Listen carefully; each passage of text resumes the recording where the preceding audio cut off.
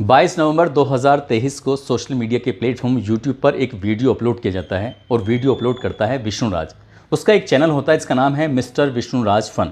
वो एक टाइटल देता है कि युवराज के आने से खुश हो गई मौसी।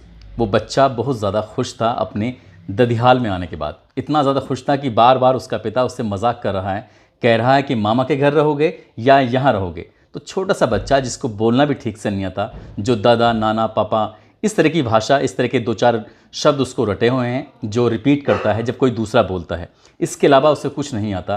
वो बच्चा अपने दादी के घर आने पर इतना ज़्यादा खुश होता है, बहुत ज़्यादा। और उसी का वीडियो 5 मिनट 5 सेकंड का जब सोशल मीडिया पर अपलोड किया जाता है तो उसके हंसते हुए चेहरे को हर कोई देखता है। लेकिन अब शायद कभी भविष्य में वो हंसेगा या नहीं हंसेगा, ये तो खैर क्लियर हो चुका है, क्योंकि वो हंसेगा ज़रूर, लेकिन उतनी हंसी नहीं आएगी जितनी हंसी किसी भी बच्चे को आनी चाहिए। अब इस दुनिया में उसकी माँ रही नहीं है, उसकी परवरिश कैसे होगी कैसे नहीं होगी, ये वाकई अपने आप में एक बड़ा सवाल है। लेकिन जब से उसकी माँ चली गई है, मर गई है, तब से वो बच्चा अभी 2-4 दिन के बाद ही एहसास कराने लगेगा, क्योंकि उसकी माँ नहीं है। आज कहानी इसी पूरे प्रकरण की है। एक कहानी तो मैं इस पर बना चुका हूँ, दूसरी कहानी फिर से मैं इस पर बताने की कोशिश करूँगा कि आखिरकार कहाँ पर कितनी किस किस की मिस्टेक रही हैं। आदाब, नमस्कार, सत श्री अकाल। मैं उस्मान सैफ़ी। आज की जो सच्ची घटना मैं आपको सुनाने जा रहा हूँ, इस सच्ची घटना है उत्तर प्रदेश का ज़िला संत कबीर नगर की। इसी का एक थाना लगता है माहौली, और माहौली का ही गांव लगता है काला जगदीशपुर। बात कर रहा हूँ मशहूर यूट्यूबर विष्णुराज की, जिन्होंने 3 फरवरी 2022 को अपने ही एक प्लेटफॉर्म मिस्टर विष्णुराज फन पर एक वीडियो अपलोड किया था। और उस वीडियो अपलोड में लिखा हुआ था टाइटल, बेटा हुआ है दोस्तों। बड़ी खुशी की बात थी, क्योंकि जिस रात इस मालती चौहान को दर्द उठने लगते हैं, जब प्रेगनेंसी में कोई महिला होती है तो उसको बच्चा पैदा होने से पहले ही दर्द होने लगते हैं, ताकि वो एहसास होता है कि अब इसको बच्चा होने वाला है। अब इसी बीच में विष्णुराज एम्बुलेंस 108 को फ़ोन करता है। एम्बुलेंस 108 का इंतज़ार कर रहा है, और इंतज़ार करते करते वो अपनी पत्नी को दिखाते हुए सेल्फी मोड में कैमरा लगाता है। और कैमरा लगाने के बाद वो दिखाता है कि उसकी बीवी को कितनी तकलीफ़ हो रही है। दोस्तों, अब एम्बुलेंस 108 आने वाली है। कुछ ही देर के बाद 108 एम्बुलेंस आ जाती है। आने के बाद उसमें एक कांस्टेबल होते हैं। कांस्टेबल को दिखाता है कि देखो, ये तो मेरे फ़ैन हैं, ये तो मेरी वीडियो देखते हैं।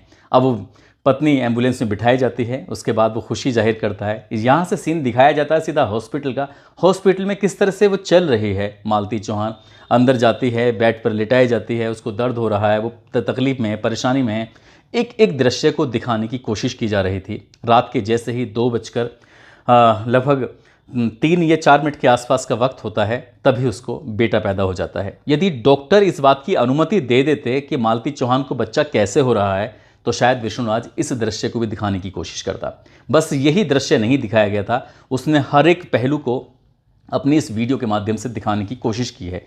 इनके अलग अलग 4-5 प्लेटफॉर्म हैं, और अलग अलग 4-5 प्लेटफॉर्म पर अगर हम बात करें तो लगभग 7-8 हज़ार वीडियो डाली गई हैं। अब 7-8 हज़ार वीडियो में किस तरह का कंटेंट होगा, आप सहज ही अंदाज़ा लगा सकते हैं। इन्होंने छोटी से छोटी बातों की वीडियो बनाई ताकि उन्हें व्यूवरशिप मिल सके। और इसी जो बेटा हुआ है दोस्तों, इसी का व्यूवरशिप में आपको ताज्जुब होगा, आपको यकीन नहीं होगा, 10 मिलियन लोगों ने देखा, जिसकी कीमत लगभग 1 करोड़ लोगों के आसपास ये वीडियो पहुंचता है। लोग बड़े चाव से देख रहे थे। पता नहीं इसके अंदर क्या ऐसी खास बात थी जो लोगों को लगातार ये वीडियो पसंद भी आ रहा था।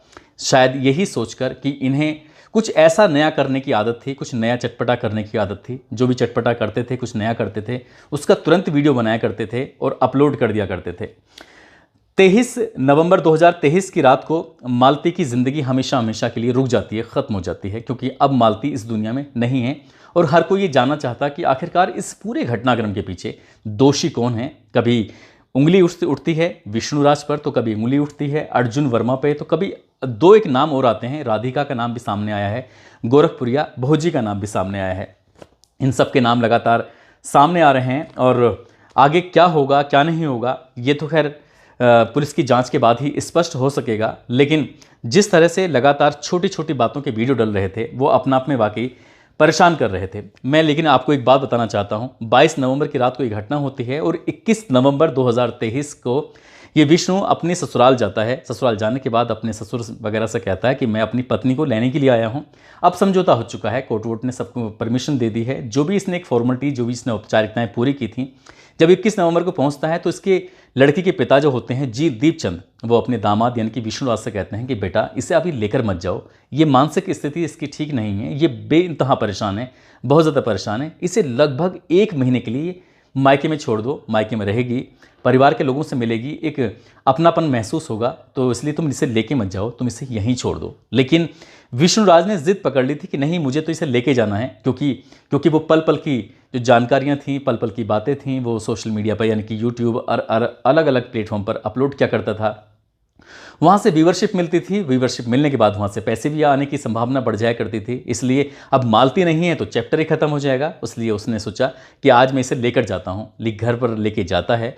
घर ले जाने के बाद बातचीत भी होती है, लेकिन उतनी शायद जितना अपने बेटे के साथ खुशी जाहिर करते हुए इसने वीडियो अपलोड किया था, मौसी के पास ले जाकर जिस तरह से ये उसके साथ अटखेलियाँ कर रहा था, खुशी जाहिर कर रहा था, काश कि इसने उतनी ही बातें, उतने ही प्यार से, उतनी ही हमदर्दी के साथ मालती चौहान से बातचीत की होती, तो मालती चौहान शायद इस दुनिया में जीवित भी होती। और हम जैसे लगातार इसके बहुत सारे दर्शक हैं, बहुत सारी वीडियो देखा करते हैं, वो सब लोग वीडियो भी देखा करते, लेकिन ये वीडियो नहीं देखते हैं।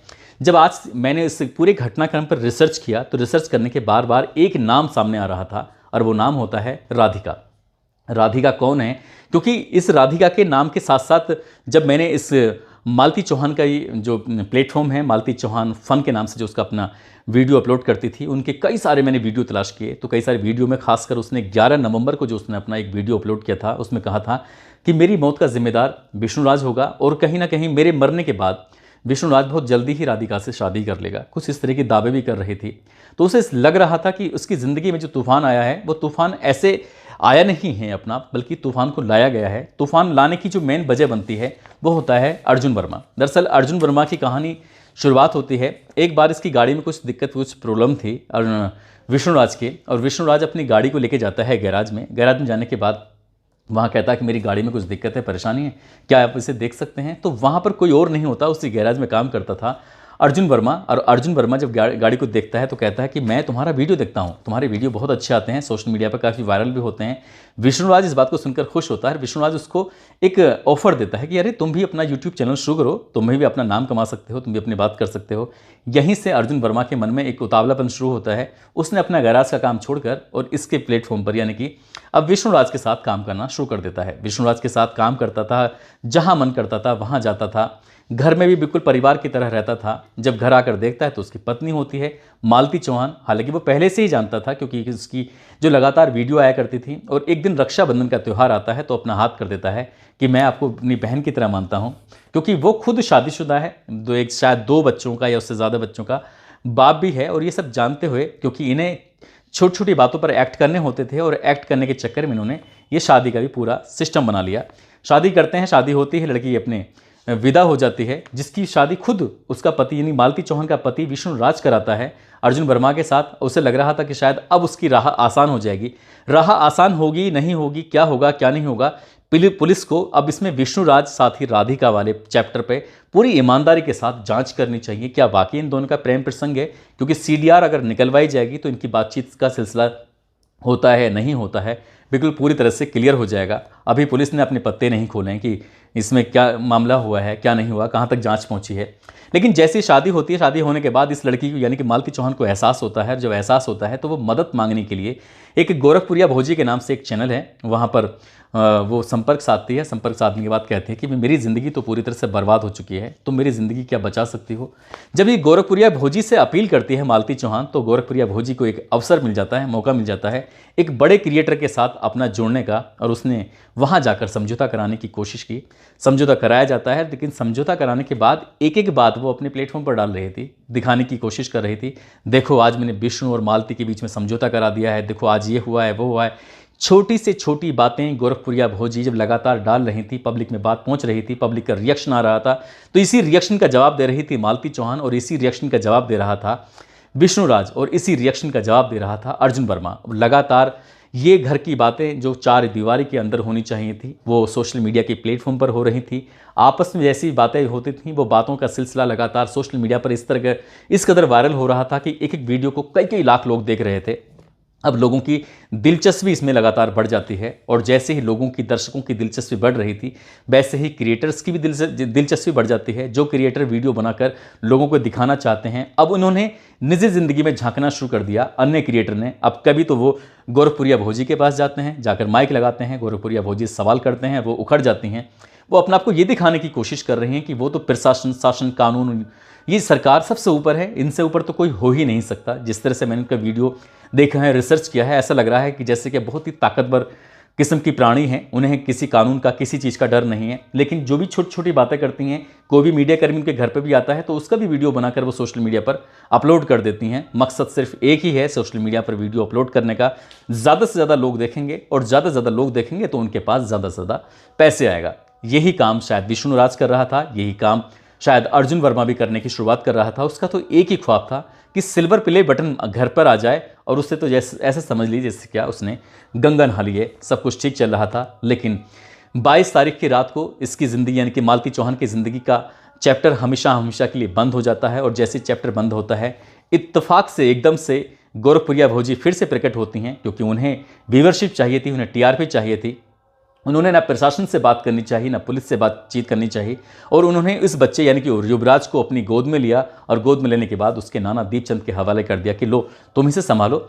जैसे क्या इसमें पुलिस की कोई भूमिका ही नहीं है, चाइल्ड वेलफेयर कमेटी कोई होती ही नहीं है, पुलिस प्रशासन कुछ होता ही नहीं है। बच्चा अपनी नानी के घर चला जाता है, वही बच्चा जो बार बार उसका पिता कह रहा था कि बेटा अपनी दादी के घर रहोगे या नानी के घर रहोगे, यानी कि मामा के पास जाओगे। बच्चा छोटा सा जिसको बोलना भी नहीं आता, वो बार बार कह रहा था नहीं नहीं मुझे तो यहीं रहना है, यही इशारा कर रहा था। अगर आपको यकीन ना हो तो आपको वो वीडियो जो विष्णु राज ने 22 नवंबर 2023 को अपने platform mister Vishnu Raj fun पर अपलोड किया है, वो वीडियो आपको देखना चाहिए। अब शायद वो अंतिम वीडियो है, अब पता नहीं वीडियो इन प्लेटफॉर्म पर आएगा नहीं आएगा, क्योंकि मालती चौहान तो अभी है नहीं, वो तो उसकी वीडियो कभी आएगी ही नहीं। और विष्णु राज कभी जेल से बाहर आएगा तो शायद वीडियो डालेगा, और डली तो क्योंकि जब मालती चौहान ही नहीं है तो उसका साथी ही नहीं है, तो वीडियो कभी चल पाएगी या नहीं चल पाएगी। लेकिन अफसोस की बात यही है कि जितने भी ये लोग हैं इस कहानी में, चाहे वो राधिका चौहान हो, चाहे राधिका चौहान चाहे वो राधिका हो, चाहे वो विष्णु राज हो, चाहे वो मालती हो, चाहे वो अर्जुन वर्मा हो, चाहे वो भोजपुरिया भोजी हो, बस छोटी छोटी बात होती नहीं कि सोशल मीडिया पर अपलोड कर दिया, और इनका मकसद सिर्फ यही था। अब पुलिस की इसमें जिम्मेदारी बनती है, पुलिस ने, क्योंकि ये भी पता चलता है कि जब मालती चौहान ने अपना वीडियो अपलोड किए थे, हर वीडियो में ज़्यादातर वो ये कह रही है कि मेरे पेट में दर्द हो रहा है, मेरे पीठ में दर्द हो रहा है, कि मुझे बहुत बुरी तरह से मारा गया है। 10 दिन होते नहीं हैं कि मुझे इतनी बुरी तरह से मारा जाता है, पीटा जाता है कि मेरे शरीर में लगातार दर्द होता रहता है। ये वीडियो वो सोशल मीडिया पर लगातार अपलोड कर रही थी। यकीन ना आए तो पिछले वीडियो देखने की आप कोशिश करना, कितने इशारे किए थे, उसे पूरी तरह से खतरा था कि जो भी कुछ हो रहा है वो मानसिक रूप से तो टूटी हुई थी, लेकिन सामाजिक रूप से भी वो पूरी तरह से टूट जाती है। और दोस्तों ने उसके साथ जो दगा किया था, मालती चौहान इस दगा में जो उनके साथ गद्दारी होती है उसमें भी वो पूरी तरह से टूट जाती है। काश पुलिस के साथ तो लगातार शिकायतें पहुंच रही थी, पुलिस के पास मामला पहुंचता था, पुलिस ने शायद 151 में चालान किए और अपने बात की इतिश्री कर ली। काश पुलिस ने भी वो वीडियो देखे होते मालती चौहान के, कि मालती चौहान कितना परेशान है, उसे कितनी बार मारा जाता है, कितनी बार पीटा जाता है, और मालती चौहान को रास्ते से अलग करने के लिए क्या पूरी तरह से राधिका भी जिम्मेदार है, क्या भोजपुरिया भोजी भी जिम्मेदार है, भोजपुरिया भोजी नहीं बल्कि गोरखपुरिया भोजी भी जिम्मेदार है या नहीं है।